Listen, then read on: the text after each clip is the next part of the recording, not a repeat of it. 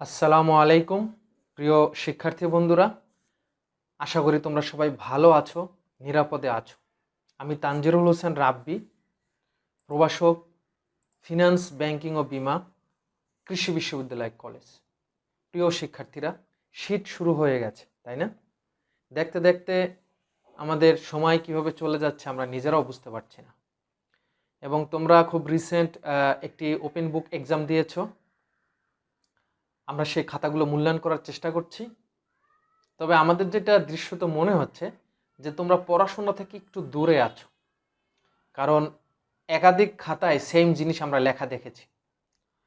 যদিও এটা একটা ওপেন বুক এক্সাম, বাট অবশ্যই ফাইনালে এরকম পরীক্ষা হবে না। ফাইনাল পরীক্ষা অবশ্যই তোমার সিস্টেম অনুযায়ী হবে, রাইট? তো প্রিয় শিক্ষার্থী বন্ধুরা, তোমাদেরকে আমি অনুরোধ করব একটু পড়াশোনার ভিতরে চলে আসো। আর আমরা জীবন বীমা নিয়ে আলোচনা করেছিলাম গত পরশুদিনও। আমরা জীবন বীমার উপর একটি ক্লাস করেছি। আজকে আমাদের এই অধ্যায়ের বেসিক আলোচনার শেষ পর্ব বা শেষ ক্লাস। এবং আমি দেখতে পাচ্ছি যে অনেক বন্ধুরা আমাদের সাথে জয়েন করে ফেলেছো। So who have joint with us, just put down your roll number in the comment section, and if you have any question you can easily write down in the comment section. After the ending of this class I will try to explain your questions. তো বন্ধুরা, যারা ক্লাসে join করেছো তোমরা ক্লাসটা share করে দাও। আমিও ক্লাসটা আমার ওয়ালে শেয়ার করে দিচ্ছি, বিভিন্ন মেসেঞ্জার গ্রুপে শেয়ার করে দিচ্ছি। তোমরাও ক্লাসটা শেয়ার করে দাও, তোমাদের রোল নাম্বারগুলো লেখা শুরু করো যে কারা কারা আমাদের সাথে আজকে ক্লাসে জয়েন করেছো। আজকে আমরা খুব সুন্দর একটা ক্লাস করব এবং এই ক্লাস থেকে একটা উদ্দীপক আসার সম্ভাবনা আছে। তাই প্রিয় শিক্ষার্থীরা, আমি তোমাদেরকে অনুরোধ করতেছি ক্লাসটা শেয়ার করে দাও, রোল নাম্বার লেখো এবং একটু অ্যাটেন্টিভলি ক্লাসগুলো করার চেষ্টা করো। তোমরা জানো যে ক্লাস শেষ হয়ে গেল, এই ক্লাসটা তোমরা আবার পরবর্তীতে করতে পারো। কিভাবে? আমাদের এই পেজে ক্লাসটা থাকে, এছাড়া আমার ইউটিউব চ্যানেলে আমি ক্লাসটা পরবর্তীতে আপলোড দিই।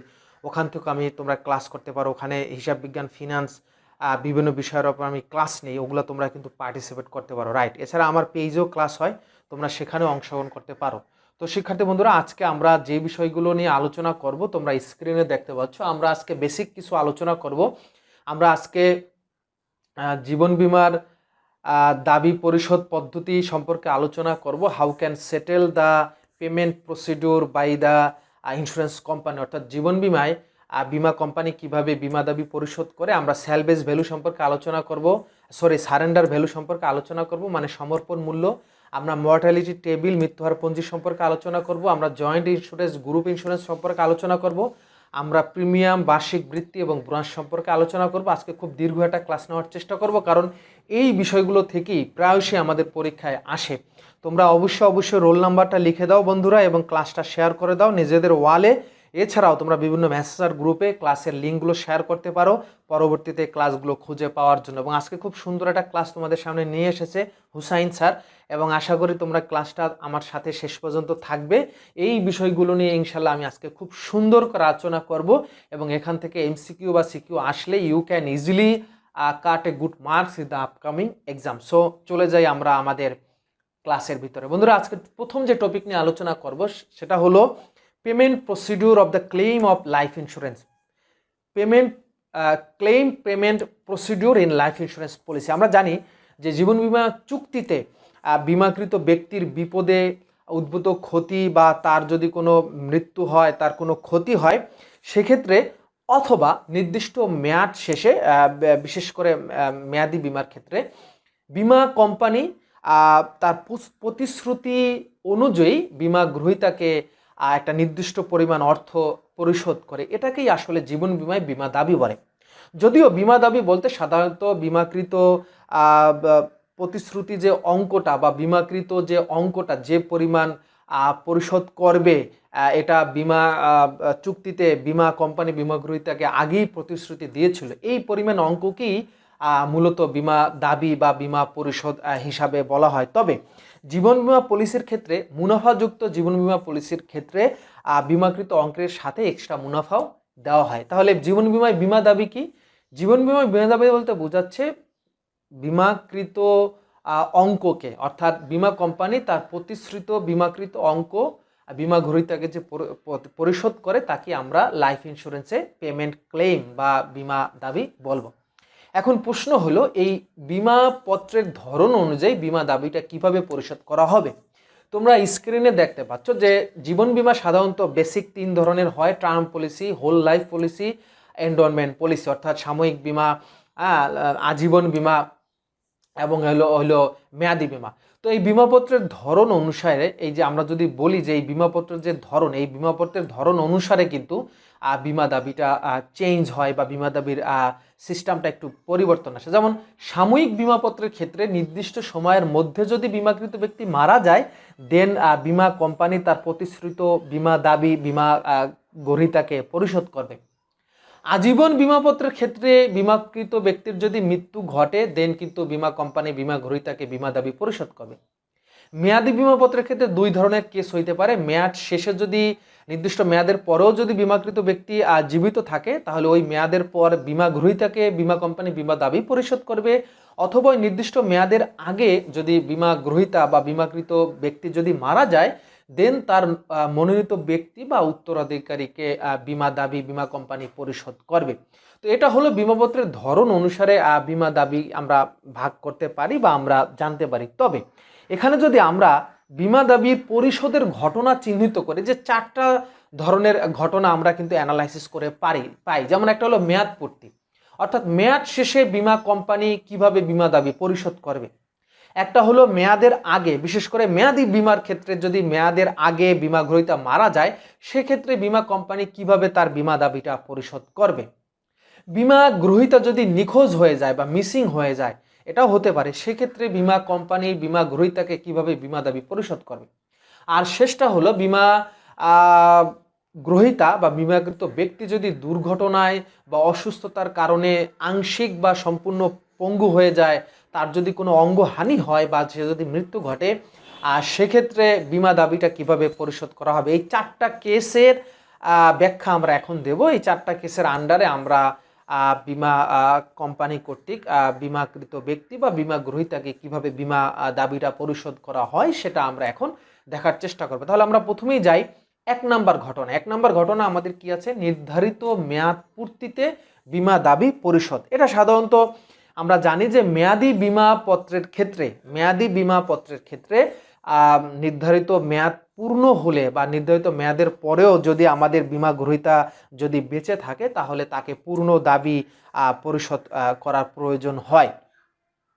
এক্ষেত্রে ঘটনাটা কীরকম হবে আমরা একটু স্লাইড থেকে বুঝে নেই। ধরো এখানে একটা নির্দিষ্ট মেয়াদের কথা বলা হয়েছে, একটা নির্দিষ্ট মেয়াদ। ধরো তুমি 60 বছরের জন্য একটা, মানে তোমার বয়স যখন 60 বছরে পদার্পণ করবে, এই 60 বছর নির্দিষ্ট মেয়াদে তুমি বিমাটা করছো।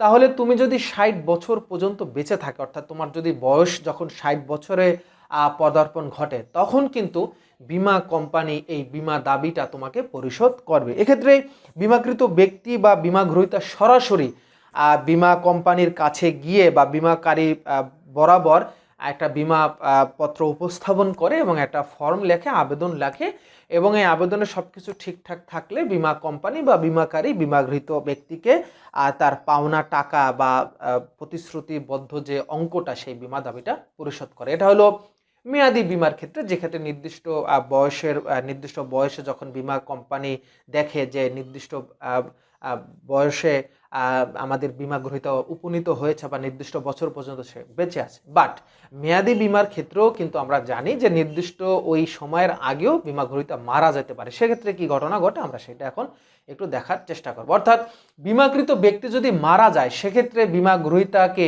বিমা কোম্পানি কিভাবে বিমা দাবি পরিশোধ করবে সেটা আমরা দেখব। সাধারণত মেয়াদি বিমার ক্ষেত্রে নির্দিষ্ট মেয়াদের আগে, মেয়াদ পূর্তির পূর্বে যদি বিমা গ্রহীতা মারা যায়, বা সাময়িক বা আজীবন বিমার ক্ষেত্রে বিমা গ্রহীতার যদি মারা যায়, সেক্ষেত্রে বিমাপত্রে উল্লেখিত বিমা গ্রহীতার মনোনীত ব্যক্তি অথবা তার উত্তরাধিকারীকে বিমা কোম্পানি বিমা দাবিটা পরিশোধের উদ্যোগ গ্রহণ করে। এক্ষেত্রে আমরা অবশ্যই বলেছি যে এখানে কান্নাকাটি করার কিছু নাই। তোমার বিমা গ্রহীতা তোমার আত্মীয় হতে পারে বা তোমাকে মনোনীত করে গেছে, মৃত্যুর সাথে সাথেই বিমা গ্রহীতা যেহেতু মারা গেছে, তার মনোনীত ব্যক্তি বা উত্তরাধিকারী যারা আছে, আজীবন, সাময়িক বা মেয়াদি বিমার ক্ষেত্রে নির্দিষ্ট মেয়াদের আগে যদি বিমা গ্রহীতা মারা যায়, সেক্ষেত্রে উত্তরাধিকারী বা মনোনীত ব্যক্তির কাজ হলো খুব দ্রুত পদক্ষেপ গ্রহণ করা এই বীমা দাবিটা উদ্ধার করার জন্য। সেক্ষেত্রে কি কি কাজ করতে হবে এই 2 নম্বর পয়েন্টে আমরা এখন আলোচনা করব, অর্থাৎ মেয়াদি বীমা বা আজীবন বা সাময়িক বীমার ক্ষেত্রে বীমাকৃত ব্যক্তি যদি মারা যায় সেক্ষেত্রে উত্তরাধিকারী এবং মনোনীত ব্যক্তির কি কি পদক্ষেপ গ্রহণ করতে হবে এই বীমা দাবিটা আদায় করার জন্য, সেটা আমরা এখন দেখব। প্রথমেই বীমাকৃত ব্যক্তির মৃত্যুর সাথে সাথে তার মনোনীত ব্যক্তি বা উত্তরাধিকারী এই মৃত্যুর বিষয়টা বীমা কোম্পানিকে অবহিত করতে হবে। যত শীঘ্র বীমা প্রতিষ্ঠানকে এই বিষয়টা অবহিত করতে হবে যে বীমা গ্রহীতা আর বেঁচে নেই, এটা বীমা গ্রহীতাকে যেহেতু নাই, তার অবর্তমানে তার মনোনীত ব্যক্তি বা উত্তরাধিকারী এখন বীমা দাবি আদায় করতে চাচ্ছে, এই বিষয়ে বীমা কোম্পানিকে এই বিষয়টা অবহিত করবে। এটা চাইলে বীমা প্রতিনিধিও কিন্তু এই বিষয়টা বীমা কোম্পানিকে বা বীমাকারী প্রতিষ্ঠানকে জানাতে পারে। তাহলে প্রথম কাজ হলো মৃত্যুর সাথে সাথে এই বিষয়টা বীমা কোম্পানিকে নমিনি বা তার সাকসেসর মানে উত্তরাধিকারী তারা বীমা কোম্পানিকে গিয়ে লিখিত আকারে বা যেভাবে ফোনে বা যেভাবে এটা আগে মেসেজটা তাদেরকে পৌঁছাতে হবে। যে কাজটা আমরা জানি যে এই মেসেজটা পাওয়ার সাথে সাথে বীমা কোম্পানিকে অবহিত করার পরপরই বীমা কোম্পানি বীমা গ্রহীতা মনোনীত ব্যক্তি বা তার উত্তরাধিকারীকে বীমা দাবির পাওয়ার জন্য বা বীমা দাবি পরিশোধের জন্য তাদেরকে একটা ফর্ম দেয়, যেটাকে বলে বীমা দাবি ফর্ম। এবং তোমরা স্ক্রিনে সেই বীমা দাবি ফর্মের একটা কল্পিত একটা ছবি দেখতে পাচ্ছ। বীমা কোম্পানি জানলো যে বীমা গ্রহীতা মারা গেছে, তাহলে এখন কাজ হলো বীমা দাবি পরিশোধ করবে। কাকে পরিশোধ করবে? বীমাকৃত ব্যক্তি বা বীমা গ্রহীতা মনোনীত ব্যক্তি অথবা তার উত্তরাধিকারীকে। তাহলে এক্ষেত্রে অবশ্যই একটা সিস্টেম আসে, লিখিত একটা ফর্ম দিতে হবে, সেই ফর্মটাকে আমরা বলছি বীমা দাবি ফর্ম। তবে এই ফর্মে অবশ্যই 3টা অংশ থাকে। এই ফর্মের 3টা অংশ, সেটা হলো বীমাকৃত ব্যক্তির সংক্রান্ত সাধারণ তথ্যাবলী এবং মৃত্যুর বিষয়ে ডাক্তারের প্রতিবেদন। বীমা গ্রহীতা যে মারা গেছে অবশ্যই সেটা হাসপাতালে মারা গেছে বা যেভাবেই মারা যাক, এক্ষেত্রে আমাদের ডক্টরের কাছ থেকে একটা রিপোর্ট নিতে হবে কিভাবে মারা গেল আশায় বিষয়। এবং 3 নম্বর হলো স্থানীয় কর্তৃপক্ষ বা স্থানীয় সংস্থা কর্তৃক প্রদত্ত মৃত্যু সনদ, যেটাকে আমরা বলছি সার্টিফিকেট অফ ডেথ, মানে বীমাকৃত ব্যক্তির মৃত্যুর প্রত্যয়নপত্র। তাহলে এই 3টা বিষয় বীমা দাবির ফর্মের সাথে অ্যাটাচ করতে হবে। একটা হলো কি বীমাকৃত ব্যক্তির সাধারণ তথ্য, ডাক্তারের প্রতিবেদন এবং মৃত্যুর প্রমাণপত্র বা মৃত্যুর প্রত্যয়নপত্র, এটা বীমা দাবির ফর্মের সাথে অ্যাটাচ করতে হবে। তবে এর সাথে আরও বিভিন্ন কাগজ কিন্তু ওই প্রতিবেদন এবং প্রত্যয়নের বাইরেও এটা কিন্তু সংযুক্ত করতে হবে। এর ভিতরে কি কি আছে? বিমাপত্রের কপি, বিমাপত্র অর্থাৎ ইন্স্যুরেন্স পলিসি। আমাদের মরহুম বীমা গ্রহীতা প্রথম যখন কোম্পানির কাছ থেকে বিমাটা করে, জীবন বিমাটা, অবশ্যই সেখানে একটা চুক্তি হয়েছে এবং আমরা এই লিখিত যে চুক্তি হয় এই চুক্তিকে আমরা বলি ইন্স্যুরেন্স পলিসি বা বিমাপত্র। সেই বিমাপত্রের কপিটা এই কাগজের সাথে অ্যাটাচ করে দিতে হবে। এছাড়া যেখানে সৎকার করা হয়েছে, মুসলমান ধর্মের ক্ষেত্রে কবরস্থান, হিন্দুদের ক্ষেত্রে মরাখোলা, তারপর হলো খ্রিস্টানদের ক্ষেত্রে তাদের নির্দিষ্ট যে সাহিত্য, মৃত্যু ব্যক্তির যে সাহিত্য করতে হয় সেই স্থান, ওখানকার যে স্থানীয় যে কর্তৃপক্ষ আছে তাদের প্রদত্ত একটা রসিদ বা তাদের একটা প্রত্যয়নপত্র এটা দিতে হবে। এছাড়া পুলিশের পোস্টমর্টেম, পুলিশের ময়নাতদন্ত রিপোর্ট দিতে হবে। যদি দুর্ঘটনায় বা মৃত্যুটা যদি ওরকম সিভিয়ার কেসে হয় সেক্ষেত্রে পুলিশের ময়নাতদন্তের রিপোর্ট দিতে হবে। প্লাস তাকে যদি হসপিটালাইজ করা হয় সেখানে মৃত ব্যক্তির লাশ আনার ক্ষেত্রে আমরা জানি যে সেখানে একটা পোস্টমর্টেম রিপোর্ট দেওয়া হয়, সেই পোস্টমর্টেম রিপোর্ট দিতে হবে। এছাড়া বীমা গ্রহীতার বীমাকৃত ব্যক্তির বয়সের প্রমাণপত্রের ক্ষেত্রে তার ন্যাশনাল আইডি, ভোটার কার্ড, তার এসএসসির বা জন্ম সনদ সার্টিফিকেট দিতে হবে। এছাড়া যদি তার পাসপোর্টের কপি থাকে বা স্থানীয় সংস্থার জন্ম সনদ বা ব্যাপটিজম সার্টিফিকেট, এই সকল ডকুমেন্টগুলো ওই 3টা কাগজের সাথে কি করে দিতে হবে, সেখানে মধ্যে অ্যাটাচ করে দিতে হবে। তো এই কাগজগুলো কিন্তু খুব ভালোভাবে আমাদের খেয়াল করতে হবে যে আমরা আসলে দিচ্ছি কিনা। যদি এই কাগজের কোনো একটা কাগজ যদি মিসিং থাকে তাহলে কিন্তু বীমা কোম্পানির কাছ থেকে বীমা দাবি আদায় করা খুবই কঠিন হয়ে যাবে। তাহলে কাগজপত্র আমাদের সংযুক্তকরণ শেষ, আমরা এই কাগজপত্রগুলো সুন্দরভাবে সংযুক্ত করব। এখন যে কথাটা হলো বীমাকৃত ব্যক্তি বা বীমা গ্রহীতা যদি বীমাপত্রে একাধিক ব্যক্তিকে মনোনয়ন দিয়ে যায় যে তার মৃত্যুর পর যে তার মৃত্যুর পর বিমা দাবিটা একাধিক ব্যক্তির মনোনয়ন যদি দিয়ে যায়, যে একাধিক ব্যক্তিকে যদি সে মনোনীত করে, তাহলে তার মৃত্যুর ক্ষেত্রে ওই যাদেরকে মনোনয়ন দিয়ে গেল সেই মনোনীত ব্যক্তিকে বা ব্যক্তিবর্গ কিন্তু বিমা দাবি পাওয়ার অধিকার রাখে। অর্থাৎ বিমাকৃত ব্যক্তি বিমাপত্রে তার অনুপস্থিতিতে, তার মৃত্যুতে বিমা দাবিটা কে পাবে, এরকম যদি কাউকে মনোনয়ন দিয়ে যায় বা কাউকে যদি বলে যায়, সেক্ষেত্রে কিন্তু যাদের নাম বলে যাবে, যাদেরকে আমরা নমিনি বলি, সবাই কিন্তু এখন এই বিমা দাবি পাওয়ার যোগ্যতা রাখে। অর্থাৎ সবাইকে বিমা দাবি পরিশোধ করতে হবে। তবে এক্ষেত্রেও তাদের ভোটার আইডি, ন্যাশনাল আইডি, শিক্ষা সনদ, পাসপোর্ট, স্থানীয় সংস্থা কর্তৃক প্রদত্ত সনদ, এই সকল, এমনকি ছবি, অবশ্যই ছবি, এই সকল কিছু সহ মনোনীত ব্যক্তি কি করবে, বিমা কোম্পানির কাছে আবেদন করলে তখন বিমা কোম্পানি সবকিছু সুচারুরূপে জাস্টিফাই করার পর সবকিছু যদি ভ্যালিড পায়, দেন বিমা কোম্পানি এই বিমা গ্রহীতার অনুপস্থিতিতে তার মনোনীত ব্যক্তিকে, নমিনিকে বিমা দাবি পরিশোধ করবে। আরেকটা বিষয় হলো, যদি কাউকে মনোনয়ন দিয়ে না থাকে, যদি বিমাকৃত ব্যক্তি কোনো ব্যক্তিকে মনোনয়ন বা মনোনীত কোনো ব্যক্তির নাম উল্লেখ না করে, অথবা মনোনয়ন দিয়েছিল তার জীবিত অবস্থায় কিন্তু মৃত্যুর আগে সেটা ক্যান্সেল করছে বা সেটা প্রত্যাহার করছে, সেক্ষেত্রে অটোমেটিক্যালি বিমা কোম্পানির বংশধর, তার ছেলে মেয়ে বা তার আত্মীয় স্বজন, অর্থাৎ তার উত্তরাধিকারী এই বিমা দাবি পাওয়ার যোগ্যতা রাখে। তবে সেক্ষেত্রে উত্তরাধিকারীর সনদপত্র দাখিল করতে হবে, এবং এইটা অবশ্যই স্থানীয় জেলা জজের কাছ থেকে আমাদের এই সাকসেসর সার্টিফিকেট, বা তোমার বাবা মারা গেছে, তার মানে তুমি উত্তরাধিকারী, বা তোমার বাবা মারা গেছে, তুমি মেয়ে, তুমি উত্তরাধিকারী, সেক্ষেত্রে তোমাকে এটা প্রমাণপত্র দিতে হবে যে তুমি কিন্তু আসলে তোমার বাবার ঔরজার সন্তান, বা তুমি এই বিমা দাবি পাওয়ার যোগ্যতা রাখো, বা উত্তরাধিকারী হিসাবে তোমাকে এই বিমা দাবি বিমা কোম্পানি পরিশোধ করতে বাধ্য। সেক্ষেত্রে স্থানীয় জেলা জজ থেকে বা জজ কোর্ট থেকে তোমাকে একটা উত্তরাধিকারী সনদপত্র, বা স্থানীয় কাউন্সিলর বা স্থানীয় মিউনিসিপ্যাল কর্তৃপক্ষ থেকে বা স্থানীয় পরিষদ থেকে এরকম সনদ আমরা নিতে পারি।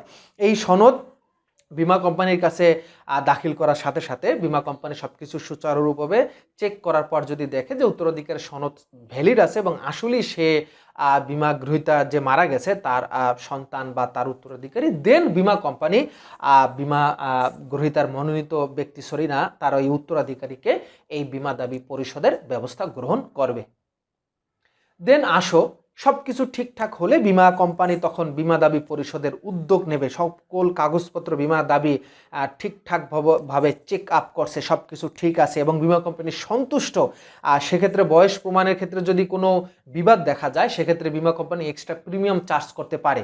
যদি বয়সটা 2 বছর 3 বছর হেরফের করে, সেক্ষেত্রে বিমা কোম্পানি বিমা দাবি পরিশোধ করবে বিমা গ্রহীতার মনোনীত বা উত্তরাধিকারী, সেক্ষেত্রে এক্সট্রা প্রিমিয়াম দিতে হবে, কারণ 2-1 বছর যদি বয়সে হেরফের করতে পারে। তবে এক্ষেত্রে আর একটা বিষয় আছে, এই বিমা দাবি পরিশোধের ক্ষেত্রে বিমা কোম্পানি যদি দেখে যে উত্তরাধিকারী হিসাবে নাবালক চলে আসছে, আমরা জানি 18 বছরের কম উত্তরাধিকারীকে আমরা বাংলাদেশে প্রচলিত আইন অনুযায়ী নাবালক বলি, সেক্ষেত্রে বিমা দাবি পরিশোধ করা হবে। তবে নাবালককে না, বিমা কোম্পানি তখন নাবালকের গার্জিয়ানকে, লিগাল গার্জিয়ানকে এই বিমা দাবি পরিশোধ করবে। তবে নাবালক যেদিন আইন অনুযায়ী সাবালক হবে, সেক্ষেত্রে তার অ্যাকাউন্টে টাকাটা হয়তো জমা পড়বে, যেদিন সে সাবালক হবে সেদিন সে টাকাটা গ্রহণ করবে। এবং বিমা কোম্পানি এই যে বিমা দাবি পরিশোধ করলো, দেখবা পেপারে বা বিভিন্ন মাস মিডিয়া বা জার্নালে বা টেলিভিশনে এই সম্পর্কে তারা একটা কি বলবো, একটা সেমিনার করলো বা একটা অনুষ্ঠান করলে এই বিমা দাবিটা সাধারণত পরিশোধ করে। তাহলে মৃত ব্যক্তির ক্ষেত্রে এই সিস্টেমে আমরা দেখতে পারি যে এই সিস্টেমে বিমা কোম্পানি মৃত বিমা গ্রহীতার উত্তরাধিকারী বা তার নমিনিকে বিমা দাবিটা এভাবে পরিশোধ করে। বাট বিমা কোম্পানি যদি দেখে যে দুর্ঘটনা বা অসুস্থতার কারণে দাবি পরিশোধ করা লাগতেছে, এটা আমরা জানি যে অনেক সময় দেখা যায় বহুমুখী উদ্দেশ্য সম্পন্ন বিমা মেয়াদি বিমাপত্রের ক্ষেত্রে বা অসুস্থতা বিমাপত্রের ক্ষেত্রে বা বিমা গ্রহীতা যদি দুর্ঘটনায় পতিত হয়, সেক্ষেত্রেও বিমা কোম্পানি বিমা গ্রহীতাকে এই দাবি পরিশোধ করবে। এক্ষেত্রে দুর্ঘটনার ক্ষেত্রে অবশ্যই পুলিশের রিপোর্ট এবং পুলিশের ময়নাতদন্ত এবং পোস্টমর্টেম রিপোর্ট, অর্থাৎ হাসপাতালের রিপোর্টটা দিতে হবে। অর্থাৎ বিমা গ্রহীতা যদি অসুস্থতায় পতিত হয় বা তার হাত ভাঙা, পাও ভাঙা, মস্তিষ্ক বা দেহের কোনো অংশে বড় ইনজুরি হয়, সেক্ষেত্রে দুর্ঘটনার ক্ষেত্রে পুলিশের ময়নাতদন্ত এবং হাসপাতালের ডাক্তারের সনদপত্র দিতে হবে। অসুস্থতা কারণে আংশিক বা পূর্ণাঙ্গ বিকলাঙ্গ হয়ে গেলে, একটা হাত চলে গেল, একটা পা চলে গেল, চোখ অন্ধ হয়ে গেলে, এক্ষেত্রে অবশ্যই আমাদের হাসপাতালের সেই ডাক্তারের সনদ দিতে হবে, আর দুর্ঘটনার রিপোর্ট দিতে হবে, এবং হাসপাতালের খরচের ক্ষেত্রে হাসপাতাল প্রদত্ত ভাউচার এক্ষেত্রে সংযুক্ত করা লাগতে পারে। প্রিয় শিক্ষার্থী, এভাবে সব কিছু ঠিকঠাক থাকলে তখন বিমা কোম্পানি বিমা গ্রহীতাকে এই বিমা দাবিটা পরিশোধের উদ্যোগ নেয়। চতুর্থ কেসটা হতে পারে বিমা গ্রহীতা যদি মিসিং হয়ে যায়। এরকম অনেক সময় হতে পারে যে বিমা গ্রহীতা অনেক দিন ধরে আর খোঁজ পাওয়া যাচ্ছে না, কিন্তু তার মেয়াদ পূর্তি হয়ে গেছে।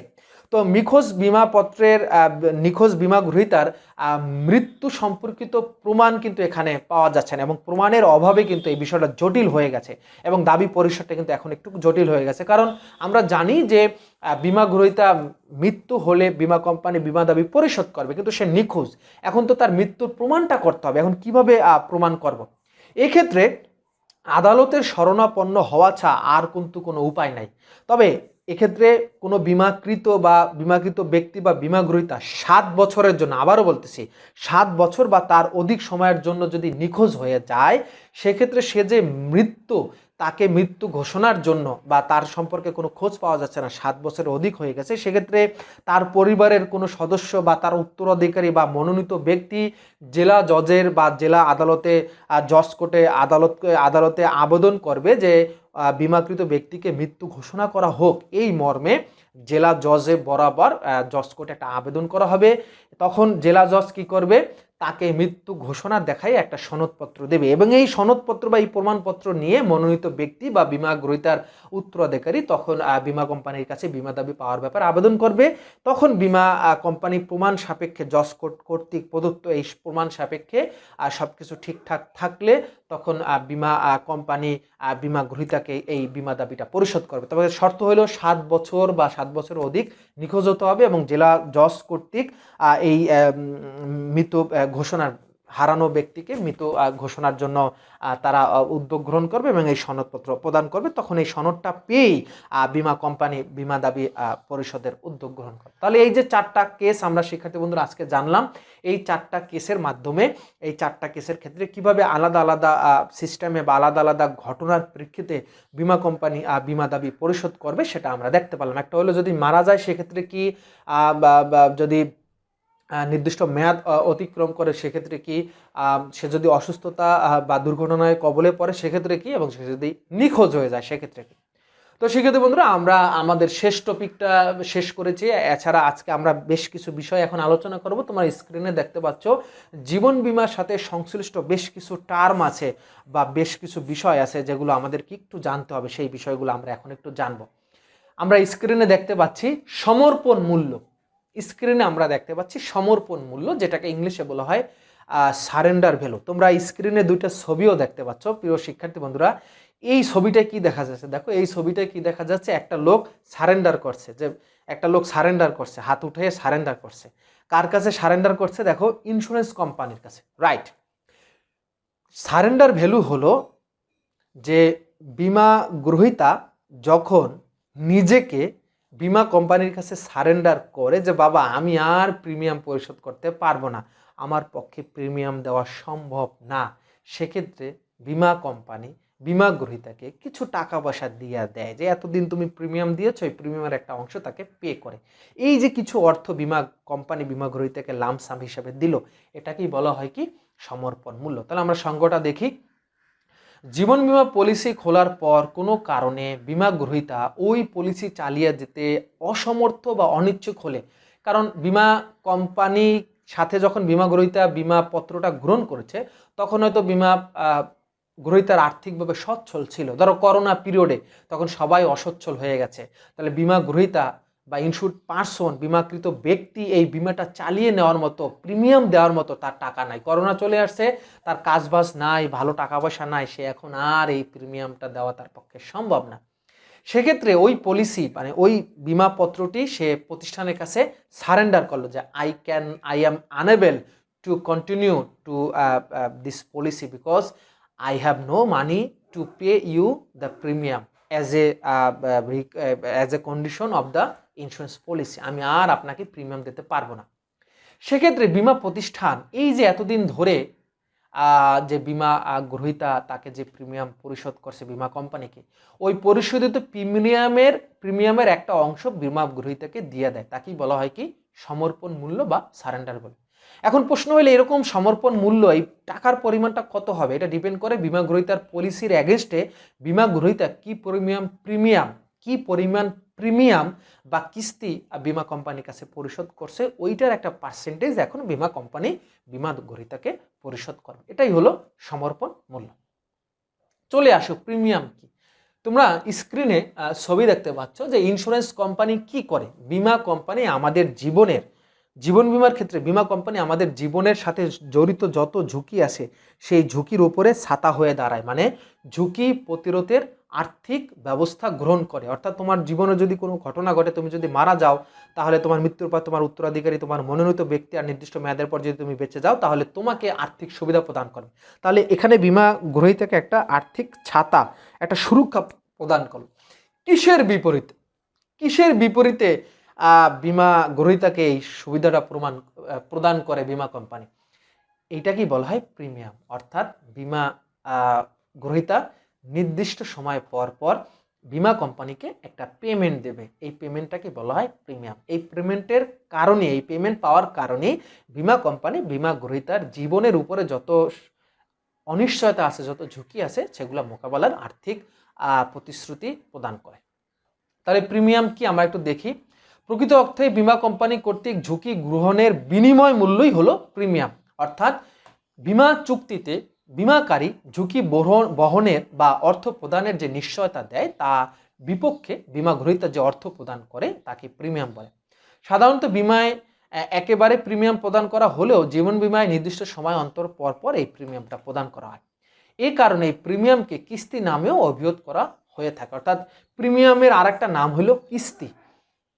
বিমা গ্রহীতা তার জীবনের ঝুঁকি হ্রাসের বিনিময় মূল্য হিসাবে বিমা কোম্পানিকে যে অর্থ প্রদান করে এটাকে বলা হয় প্রিমিয়াম বা ইনস্টলমেন্ট বা কিস্তি। এখন এই প্রিমিয়াম দুই ধরনের হয়ে থাকে। শিক্ষার্থী বন্ধুরা, তোমার স্ক্রিনে দেখতে পাচ্ছ, একটা হলো নিট প্রিমিয়াম আর একটা হলো মোট প্রিমিয়াম। একটা হলো নিট প্রিমিয়াম আর একটা হলো গ্রোস প্রিমিয়াম। তাহলে দেখি নিট প্রিমিয়াম বা মূল প্রিমিয়াম কাকে বলে। একজন বিমা গ্রহীতার নিকট থেকে যেই প্রিমিয়াম আদায় করলে বা প্রিমিয়াম ধার্য করলে বিমা দাবি পূরণের পর বিমা প্রতিষ্ঠানের নিজস্ব খরচ মিটানোর মতো কোনো অর্থ থাকে না, তাকে নিট প্রিমিয়াম বলে। অর্থাৎ বিমা গ্রহীতা যেই পরিমাণ প্রিমিয়াম দিয়েছে, এই প্রিমিয়ামের এগেনস্টে তো যদি ক্ষতি হয় তখন বিমা কোম্পানি বিমা গ্রহীতাকে বিমা দাবি পরিশোধ করবে। তো বিমা দাবি পরিশোধ করার পর দেখা গেল তার নিজের খরচ চালানোর মতো আর কোনো টাকাই নেই। এইটা বিমা কোম্পানি এই ধরনের প্রিমিয়ামকে বলে নিট প্রিমিয়াম বা মূল প্রিমিয়াম। এখন আসো পরের প্রিমিয়ামটা দেখি, মোট প্রিমিয়াম কাকে বলে। প্রিমিয়ামের পরিমাণ নির্ধারণে যখন বিমা দাবির সঙ্গে বিমা প্রতিষ্ঠানের সম্ভাব্য খরচ, যেমন ডাক্তারি পরীক্ষার ফিস, স্ট্যাম্প খরচ, প্রতিনিধির কমিশন, নবায়ন কমিশন, অফিস ও ব্যবস্থাপনা সংক্রান্ত খরচ ইত্যাদি, এবং সেই সাথে প্রতিষ্ঠানের প্রত্যাশিত মুনাফা যোগ করা হয়, তখন ওই ধার্যকৃত প্রিমিয়ামকে মোট প্রিমিয়াম বলে। তার মানে মোট প্রিমিয়াম কথার সাথে এক্সট্রা আরও বিভিন্ন টাকা পয়সা জড়িত। কারণ আমরা জানি বিমা কোম্পানি বিমা গ্রহীতাকে বিভিন্ন সময় মেডিকেল চেক আপ করে, হাসপাতাল খরচ মরচ আছে, স্টাম্প খরচ আছে, যে চুক্তি করে, বিমা কোম্পানি এজেন্ট নিয়োগ করে, প্রতিনিধি নিয়োগ করে, বিমা পলিসি নবায়ন করার প্রয়োজন হতে পারে, তার অফিস টফিস মেনটেন্যান্স খরচ আছে, এছাড়া তার তো একটা এক্সপেক্টেড প্রফিটও আছে। এই সকল খরচগুলো বিমা দাবির সাথে অ্যাটাচ করে যখন প্রিমিয়ামটা নির্ধারণ করা হয়, যে কয় বছর সেই কয় বছর দিয়ে ভাগ দেওয়া হবে। ধরো 1 লাখ, মোট খরচ 1 লাখ টাকা বিমা দাবির সাথে, এবং বিমাটা করছে 10 বছর, তাহলে 10 দিয়ে ভাগ দেবে, তাহলে পার ইয়ারে 10,000 করে আর তার প্রিমিয়াম আসবে। এটা মাসিক কিস্তিতে দিতে পারে চুক্তি অনুসারে। এটাকে বলা হয় শিক্ষার্থী বন্ধুরা মোট প্রিমিয়াম। তাহলে আমরা নিট প্রিমিয়াম এবং মোট প্রিমিয়ামের পার্থক্যটা বুঝতে পেরেছি। এখন আমরা দেখব বার্ষিক বৃত্তি বা অ্যানুইটি। তোমরা স্ক্রিনে দেখতে পাচ্ছ বার্ষিক বৃত্তি বা অ্যানুইটি। ফিনান্সে আমরা বৃত্তির অঙ্ক করেছি, অ্যানুইটির অঙ্ক করেছি। একটা নির্দিষ্ট সময় অন্তর অন্তর নগদ প্রবাহের ধারাকে বার্ষিক বৃত্তি বা অ্যানুইটি বলে। অ্যাজ লাইক সেম ইন্স্যুরেন্সে এই বার্ষিক বৃত্তি বা অ্যানুইটি বলতে বোঝায়, আমরা স্ক্রিনে দেখতে পাচ্ছি যে বিমা কোম্পানি বিমা গ্রহীতাকে বিমা দাবি পরিশোধ করে। এখন বিমা দাবিটা অনেক সময় একসাথে পরিশোধ করা হয় না, এটা কিস্তিতে পরিশোধ করা হয়, বা নির্দিষ্ট সময় অন্তর অন্তর ভাতা রিটায়ারমেন্টের মতো পেনশনের মতো টাকাটা বিমা গ্রহীতাকে বিমা কোম্পানি পরিশোধ করে। এইটাকেই বলা হয় বার্ষিক বৃত্তি বা অ্যানুইটি। তাহলে এখানে কি লেখা আছে আমরা একটু পড়ি। ল্যাটিন অ্যানাস শব্দ হতে উদ্ভূত ইংরেজি অ্যানুইটি শব্দের বাংলা অর্থ হলো বার্ষিক বৃত্তি। বিমা জগতে কোনো ব্যক্তিকে বিমা কোম্পানির পক্ষ হতে মৃত্যুকাল অবধি বা জীবনের একটা নির্দিষ্ট সময় পর্যন্ত প্রতি বছর নির্দিষ্ট হারে সমপরিমাণ অর্থ বা ভাতা প্রদান করাকেই বার্ষিক বৃত্তি হিসাবে গণ্য। এটাকে বলা হয় বার্ষিক বৃত্তি। এখন খুব গুরুত্বপূর্ণ একটা টপিক, সেটা হলো মর্টালিটি টেবিল বা মৃত্যুহার পঞ্জি। খুব ভালো করে শিক্ষার্থী বন্ধুরা খেয়াল করো, ছবিগুলো দেখে তোমরা কিছু বিষয় বুঝতে পারছো। আসলে বিমা কিন্তু জুয়া খেলা না, বিমা বিষয়টা কিন্তু জুয়া খেলা না। বিমা বিষয়টা হলো একটা পরিসংখ্যানের আলোকে, অভিজ্ঞতার আলোকে, অতীত অভিজ্ঞতা এবং পরিসংখ্যানের আলোকে বিমা কোম্পানি একটা স্ট্যাটিস্টিক্যাল ফরম্যাটে কিন্তু বিমা, জীবন বিমাটা করে থাকে। এখন ধরো কেওয়াটখালীতে বা আমরা ধরি ময়মনসিংহের যারা বিমা করে সবাই কিন্তু মারা যায় না, একটা নির্দিষ্ট শ্রেণীর বা একটা নির্দিষ্ট বয়সের মানুষ কিন্তু মারা যায়। এটা অতীত অভিজ্ঞতা বা অতীত ডাটাটা বিমা কোম্পানি সংগ্রহ করবে এবং এটা স্ট্যাটিস্টিক্সের মাধ্যমে একটা টেবিলের মাধ্যমে সাজাই নেবে। এইটাকেই মূলত বলা হয় মর্টালিটি টেবিল বা মৃত্যুহার পঞ্জি। তাহলে আমরা একটু পড়ি। অতীত পরিসংখ্যান ও অভিজ্ঞতার আলোকে নির্দিষ্ট বয়সসীমায় প্রতি হাজারে সম্ভাব্য মৃত ব্যক্তির সংখ্যা সম্বলিত সারণীকে মৃত্যুহার পঞ্জি বলে। এই সারণীতে কি দেখা যাবে, এই যে ছবিটা দেখো, এই সারণীতে দেখা যাবে যে কত হাজারে কত মানুষ একটা নির্দিষ্ট এলাকায় মারা যায় এবং কোন এইজের মানুষ বেশি মারা যায়, এটার স্ট্যাটিস্টিক্স বা পরিসংখ্যানটা এই টেবিলের মাধ্যমে বোঝা যাবে।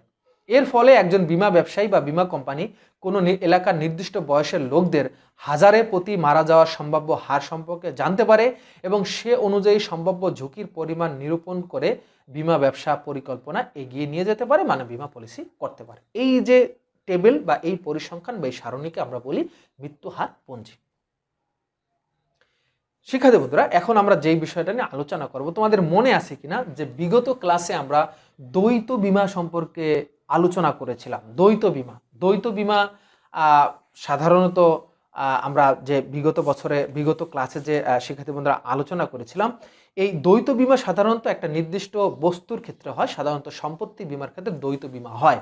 আর যুগ্ম বিমা হলো একটা বিমা পলিসি যখন একাধিক কোম্পানির, একটা বিমা পলিসির আওতায় যখন একাধিক জীবনকে বিমা করা হয়, অর্থাৎ যুগ্ম বিমাটা জীবন বিমার সাথে সংশ্লিষ্ট আর দ্বৈত বিমাটা সম্পত্তি বিমার ক্ষেত্রে সংশ্লিষ্ট। দ্বৈত বিমার ক্ষেত্রে একটা নির্দিষ্ট বস্তুকে একাধিক বিমা কোম্পানির কাছে বিমা করা হয়। আর যৌথ বিমা বা যুগ্ম বিমা হলো একটা নির্দিষ্ট পলিসির আন্ডারে একাধিক ব্যক্তির জীবনকে বিমা করা হয়, তখন তাকে যৌথ বিমা বা বহু জীবন বিমাপত্র বলা হয়। জীবন বিমার শুরুতে কিন্তু আসলে একক জীবন বিমাপত্র ছিল, কিন্তু সময়ের সাথে সাথে সময়ের চাহিদায়, গ্রাহকের চাহিদার ক্ষেত্রে যৌথ জীবন বিমাপত্র প্রচলন ঘটে। তাহলে এক্ষেত্রে একটা বিমার আন্ডারে, একটা পলিসির আন্ডারে একাধিক ব্যক্তির জীবনকে বিমা করা হবে।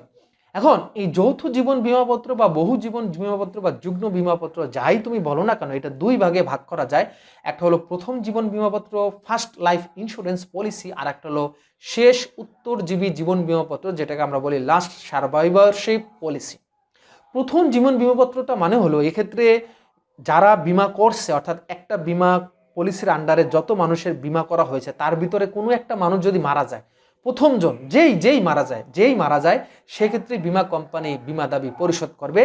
হাজব্যান্ড ওয়াইফের ক্ষেত্রে সাধারণত এই বিমাটা সবচেয়ে বেশি উপযোগী। এখন আমরা দেখব শেষ উত্তরজীবী বিমাপত্র। এক্ষেত্রে বিমাকৃত ব্যক্তি যতজনই হোক না কেন, প্রথম একজন মারা গেলে, দুইজন মারা গেল, বিমা দাবি পরিশোধ হয় না। শেষ ব্যক্তিটা যদি 5 জন করা হয় তাহলে পঞ্চম ব্যক্তি, 6 জন করা হয় ষষ্ঠ ব্যক্তি। শেষ ব্যক্তি যখনই মারা যাবে তখনই বিমা দাবিটা পরিশোধ করা হবে তার মনোনীত ব্যক্তি, তাদের বা উত্তরাধিকারী। গোষ্ঠী বিমা। গোষ্ঠী বিমা মানে হলো একটা কোম্পানির ক্ষেত্রে, একটা গার্মেন্টসের ক্ষেত্রে অনেক মানুষকে একটা বিমাপত্রের আন্ডারে এই বিমাটা করা হয়। সাধারণত গার্মেন্টসের ক্ষেত্রে বা কোম্পানির ক্ষেত্রে যত কর্মরত ব্যক্তি আছে, শ্রমিক আছে, তাদের সবার জীবনকে একটা বিমাপত্রের আন্ডারে এই বিমাটা করা হয়। গ্রামীণফোন কোম্পানি কিন্তু মাঝখানে এরকম একটা অফার দিয়েছিল, এটাও সম্ভবত গোষ্ঠী বিমা। যে আমরা পড়ি তাহলে যে বিমা ব্যবস্থায় একটা বিশেষ গোষ্ঠীর জীবনকে একক বিমাপত্রের অধীনে বিমা করা হয় তাকে গোষ্ঠী বিমা বলে। সাধারণত একই স্থানে কর্মরত কর্মীদের জন্য এই ধরনের বীমা করা হয়। নিয়োগকর্তা এ ধরনের বীমা করে কর্মীদের ভবিষ্যৎ নিরাপত্তা ব্যবস্থা গড়ে তুলতে পারে। অবশ্য সমবায় বা সংঘের সদস্যের জন্য এই ধরনের বীমা করা হয়। এটা মার্কিন যুক্তরাষ্ট্রে এটা চালু হয় মৃত্যু ঝুঁকির এগেনস্টে, কিন্তু পরবর্তীতে কর্মীদের অসুস্থতা, পঙ্গুত্ব, অক্ষমতা এগুলোও এই পলিসির আন্ডারে চলে আসছে। তাহলে এটা হলো কি গোষ্ঠী বীমা পত্র। এখন আসো বোনাস। বোনাস শব্দটা শুনলে আমাদের ভালো লাগে, তাই না? ঈদের সময় আমরা বোনাস পাই, বাবা মায়ের কাছ থেকে আমরা বোনাস পাই। বোনাস শব্দটার সাথে একটু বাড়তি সুবিধা, রাইট? জীবন বীমার ক্ষেত্রে জীবন বীমা প্রিমিয়ামটা যে সংগ্রহ করে, এই সংগ্রহিত প্রিমিয়ামটা কিন্তু জীবন বীমার কোম্পানি বা বীমা কোম্পানি এই সংগ্রহিত প্রিমিয়ামটা আবার বিভিন্ন জায়গায় বিনিয়োগ করে। ওখান থেকেও কিন্তু তাদের কিছু মুনাফা হয়, প্রফিট হয়। ওইটাই তারা গ্রাহক মানে বীমা গ্রহীতাদের কাছে ভাগ করে দেয় মুনাফার সাথে। এটা কি বলা হয়? বোনাস। তাহলে চলো বোনাসটা কি? জীবন বীমা ব্যবসায় অর্জিত মুনাফার যেই অংশ বীমাপত্রধারীদের মধ্যে বন্টন করা হয় তাকে বোনাস বলে। চুক্তিতে উল্লেখ থাকলে এই বোনাসটা নগদে পাওয়া যায়। ক্ষেত্র বিশেষে তা প্রিমিয়ামের সাথে যোগ করা হয়। অধিকাংশ ক্ষেত্রেই বোনাস পুঞ্জীভূত থাকে এবং তা বীমা দাবির সাথে যুক্ত করে প্রদান করা হয়ে থাকে। তাকে প্রত্যাবর্তনশীল বোনাস বলে। বোনাস সাধারণত তাৎক্ষণিক ও বিলম্বিত দুই ধরনের হয়। বোনাস ঘোষণার সাথে সাথে বীমা গ্রাহককে তার হিসাবে স্থানান্তর করা হয়। প্রিমিয়ামের সাথে সমন্বয় করা হলে তাৎক্ষণিক বোনাস বলে। ঘোষণার পর নির্দিষ্ট সময়ের পরে বা শর্ত পূরণ সাপেক্ষে প্রদত্ত হলে তাকে বিলম্বিত বোনাস বলা হয়। বোনাস নিয়ে অনেক কাহিনী আছে, সেটা তোমরা দেখে নিও। তাহলে শিক্ষার্থী বন্ধুরা, আজকে আমরা ক্লাসটা শেষ করব। আমার বিশ্বাস যে এই লং একটা ক্লাস তোমরা করেছো, আশা করি ক্লাসটা তোমাদের খুবই খুবই ভালো লেগেছে। যারা আমার ক্লাসটা করেছো তাদের সবাইকে আমি অনুরোধ করব আমার চ্যানেলকে সাবস্ক্রাইব করবে, আমার ইউটিউব চ্যানেলে আমার ক্লাসগুলো পাবে, দেখবে, এবং ফেসবুক পেজে আমার ক্লাস আছে, আমার অফিসিয়াল পেজে বাংলায় তানজিরুল হোসেন রাব্বি লিখে সার্চ দিলে আমার পেজ চলে আসবে, ওইটা তোমরা দেখবা। তোমাদের সবাইকে আমি শুভকামনা জানাই আজকের ক্লাসটা শেষ করছি। সবাই ভালো থাকবা, নিরাপদে থাকবা, সৃষ্টিকর্তাকে স্মরণ করবা। আসসালামু আলাইকুম রহমতুল্লাহ।